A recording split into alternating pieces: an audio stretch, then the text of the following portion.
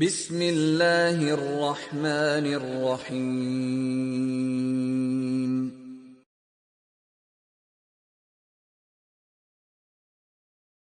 আসসালামু আলাইকুম সম্মানিত ভিউয়ার্স, ওয়েলকাম ব্যাক। নতুন আরেকটি ভিডিওতে আপনাদের স্বাগতম। আজকে আমরা দেখে নেব যে আমাদের এই পাসপোর্ট স্ট্যাটাস আমরা অনলাইনে কীভাবে চেক করব। চলুন কথা না বাড়িয়ে শুরু করা যাক। চলে যাব ক্রোম ব্রাউজার বা যে কোনো ব্রাউজারে, গিয়ে টাইপ করব ই পাসপোর্ট। তারপরে আমরা সেখান থেকে চলে যাব চেক অ্যাপ্লিকেশন স্ট্যাটাস, যেটা সর্বপ্রথমে আছে।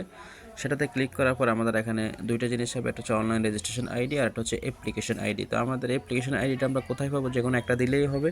তো অ্যাপ্লিকেশন আইডিটা পাওয়ার জন্য আপনার যে ডেলিভারি স্লিপ, সেটাতে আপনি চলে যাবেন। এখানে চলে যাওয়ার পর আপনি দেখবেন উপরে কোনাতে আপনার যে সংখ্যাটা থাকবে সেটাই হচ্ছে আপনার অ্যাপ্লিকেশন আইডি। তো আপনি অ্যাপ্লিকেশন আইডিটা দেখে নেবেন এবং আপনার যে জন্ম সাল, মাস, তারিখ সেটা দেখে নেবেন ডেলিভারি স্লিপ থেকে। তারপরে এখানে এসে বসিয়ে দিবেন।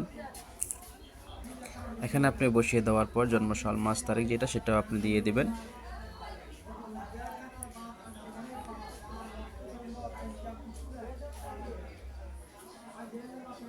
ওকে, জন্ম সাল, মাস, তারিখ এবং অ্যাপ্লিকেশন আইডি দুটো দেওয়ার পর আই এম হিউম্যান এটাতে আপনি ক্লিক করবেন।